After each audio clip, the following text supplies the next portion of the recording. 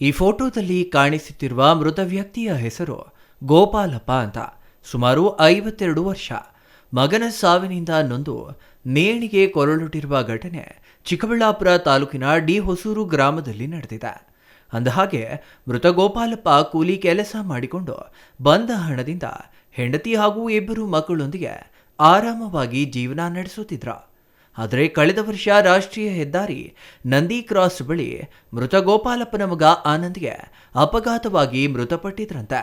ಮಗನ ಸಾವಿನಿಂದ ನೊಂದ ತಂದೆ ಈ ಗೋಪಾಲಪ್ಪ ಕುಡಿತಕ್ಕೆ ಹೆಚ್ಚು ಬಾಸನಾಗಿ ಮನೆಯಲ್ಲೇ ನೇಣು ಬಿಗಿದುಕೊಂಡು ಸಾವನ್ನಪ್ಪಿದ್ದಾರೆ.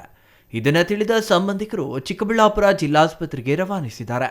ಈ ಪ್ರಕರಣವು ಚಿಕ್ಕಬಳ್ಳಾಪುರ ನಂದಿಗಿರಿಧಾಮ ಪೊಲೀಸ್ ಠಾಣೆ ವ್ಯಾಪ್ತಿಯಲ್ಲಿ ನಡೆದಿದೆ. ಹೊಸೂರು ಗ್ರಾಮದಲ್ಲಿ ಆತ ಗೋಪಾಲಪ್ಪ ಅಂತ, ವಯಸ್ಸು ಬಂದು ಒಂದು 52 ಆಗಿರ್ಬೋದು. ಅದನ್ನು ಮಗ ಬಂದುಬಿಟ್ಟು 1 ವರ್ಷದಿಂದ ಆಕ್ಸಿಡೆಂಟಲ್ಲಿ ಡೆತ್ ಆಗಿದ್ದ ನಂದಿ ಕ್ರಾಸಲ್ಲಿ. ಹಾಗಾಗಿ ಆ ನೋವು ಇಟ್ಕೊಂಡು ಇದನ್ನ ಸ್ವಲ್ಪ ಕುಡಿತಾ ಇದ್ದ ಮುಂಚೆನೇ. ಈಗ ಇತ್ತೀಚೆಗೆ ಸ್ವಲ್ಪ ಜಾಸ್ತಿ ಕುಡಿಯೋದು ಜಾಸ್ತಿ ಆಗ್ಬಿಡ್ತು. ಹಾಗಾಗಿ ಸ್ವಲ್ಪ ಅವ್ರೇನು ಮಾಡಿದ್ದಾರೆ, ನೇಣು ಹಾಕ್ಕೊಂಡ್ಬಿಟ್ಟು ಸತ್ತೋಗ್ಬಿಟ್ಟಿದ್ದಾರೆ.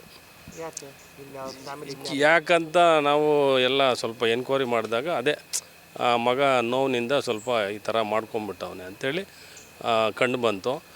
ತಕ್ಷಣ ಪೊಲೀಸ್ಗೆ ಇಂಟಿಮೇಷನ್ ಕೊಟ್ಟು ಅದನ್ನು ಅವ್ರು ಬಂದು ಮತ್ತೆ ಪೋಸ್ಟ್ ಮಾರ್ಟಮ್ ಮಾಡಿದ್ದಾರೆ. ಈಗ ಮಣ್ಣು ಮಾಡೋದಕ್ಕೆ ತೊಗೊಂಡು ಹೋಗ್ತಾ ಇದ್ದೀವಿ. ಸರ್, ಅವ್ರಿಗೆ ಒಂದು ಹೆಣ್ಣು ಮಗು ಇದೆ. ಅದೇ ಗಂಡು ಮಗು ಆಕ್ಸಿಡೆಂಟಲ್ಲಿ ದತ್ತಾಯ್ತಲ್ಲ, ಹಾಗಾಗಿ ಅವರು ಬಂದಿದ್ದಾರೆ. ಅವ್ರಿಗೂ ಗೊತ್ತಿತ್ತಿದ್ದು ಹಿಂಗೆ ಮಗ ತೀರೋದ್ಮೇಲೆ ಈ ಥರ ಜಾಸ್ತಿ ಆಗ್ಬಿಟ್ಟೈತೆ ಅಂತ ಅವರು ಬುದ್ಧಿ ಹೇಳ್ತಾ ಇದ್ದರು. ಆದ್ರೂ ಸ್ವಲ್ಪ ಅಂದರೆ ಕಡಿಮೆ ಮಾಡಿದ್ದ.